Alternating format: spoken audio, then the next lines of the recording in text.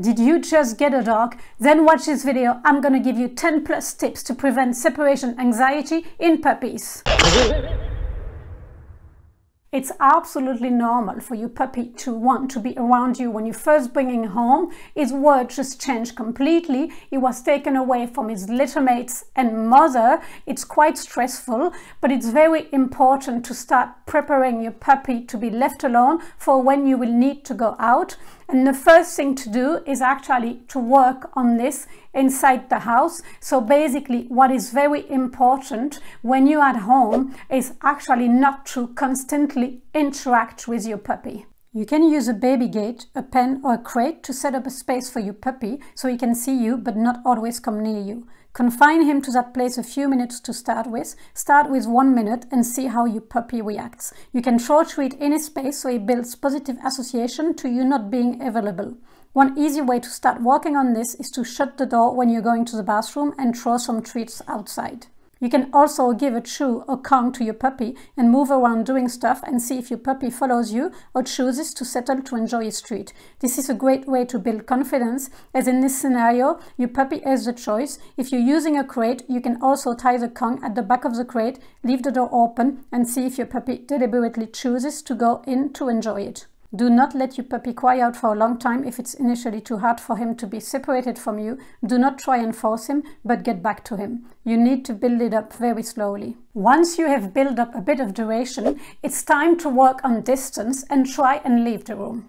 Confine your puppy in his small space, crate, pen, small room with baby gate, give him a frozen Kong, a toy or a natural treat to chew on and go in another room. First try and come back before he has a chance to finish the treat so he doesn't get distressed not seeing you. Then if it's working well, you can try and come back when you know he has finished the treat you gave him. Only leave your house when you know your puppy is comfortable in another room without you for at least 30 minutes. Just leave for 5 minutes initially, go at the front of your house or for a quick walk around the block and come back. Again, you need to build it up slowly. Before leaving the house, you want to make sure that your puppy had enough mental and physical stimulation and the chance to go to toilet. Quick important note on this, do not stimulate him too much. You don't want your puppy to be overexcited, otherwise it's going to be tougher for him when you leave. So just do a calm training session or go for a calm walk.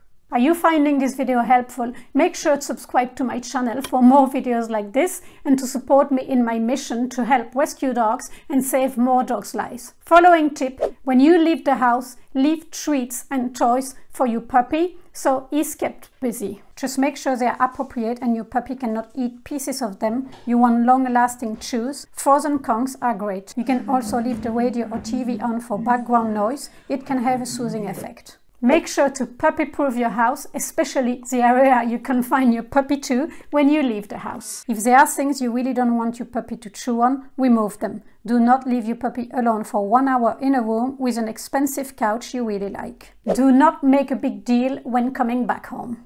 Do not ignore your puppy, but do not overreact. Just say a quick hello, then carry on doing something like unpacking your bag or taking your shoes off.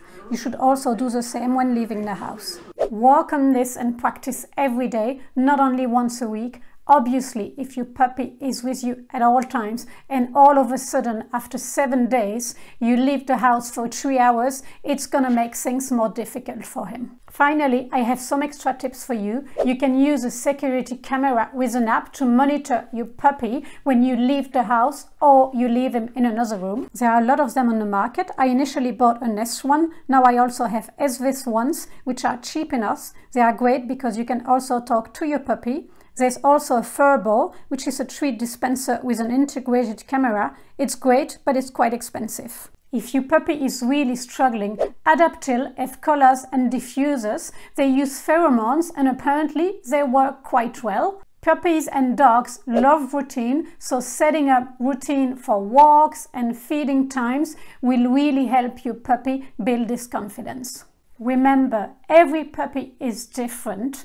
The most important thing is to follow your puppy's pace. Do not force him. Give him time and build it up slowly. I hope you enjoyed the content of this video, and I was wondering, what's the #1 thing that you're struggling with your dog? Let me know in the comments and I will try and help you. Hope you have a nice week. Stay safe and I will see you in next week's video. Bye.